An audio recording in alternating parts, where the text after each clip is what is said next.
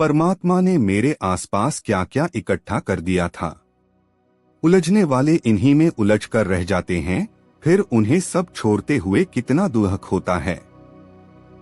गुरु महाराज की कृपा से व्यक्ति को किसी भी चीज के प्रति आसक्ति नहीं होती, जिससे छोड़ना पड़ने पर शांति से छोड़ा जा सकता है, क्योंकि मन से कुछ पकड़ा ही नहीं। जीवन का कोई भरोसा नहीं। इस 4 दिन की चांदनी रूपी जीवन में, इस जगत में कुछ भी प्राप्त होने वाला नहीं है। भक्त के लिए लोभ दुख का तथा संतोष सुख का कारण है। जगत से किसी प्रकार के सुख की उपलब्धि की आशा करना व्यर्थ है। संसारी संसार की चिंताओं में ही डूबे रहते हैं, पल भर के लिए भी उनका मन विश्राम नहीं पाता। वे भूले भटके राही हैं। वासनाओं तथा विकारों के मिथ्या जाल में उलझे रहते हैं। जगत में न कोई सहारा है तथा न ही कोई विश्वास के योग्य। इसलिए किसी की मित्रता पर भरोसा मत करो। प्रभु ही एक सहारा है।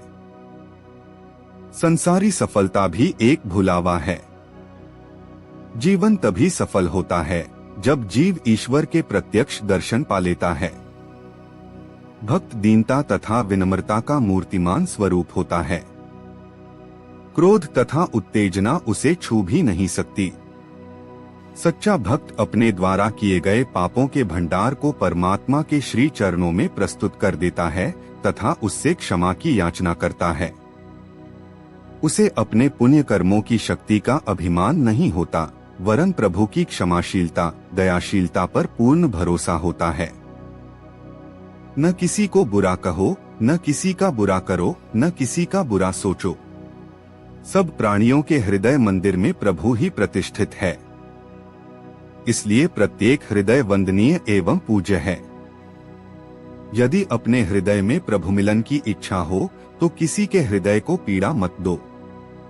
तुम्हारे अंतर में असीमित सत्ता, अनंत सर्वज्ञता एवं अखंड आनंद भी विद्यमान है।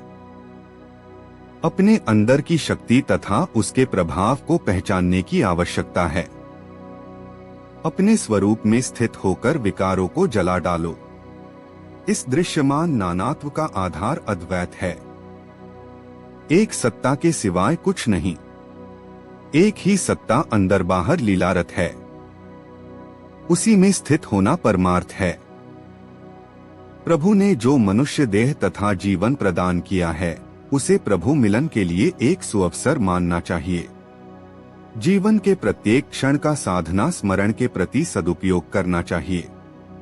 साधक भक्त अपनी आंतरिक अनुभूतियों को सदैव ही छिपा कर रखता है।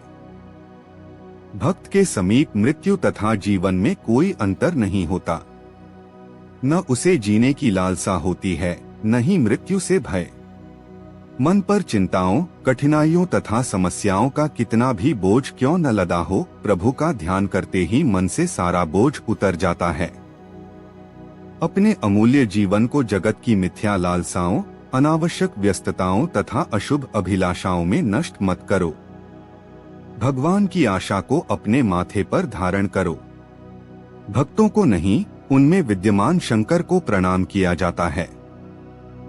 भगवान ही सब व्यवस्था करते हैं तथा भगवान ही सब छीन भी लेते हैं। मनुष्य का अभिमान तब खुलता है जब सारी व्यवस्था उसके पांव के नीचे से खिसक चुकी होती है।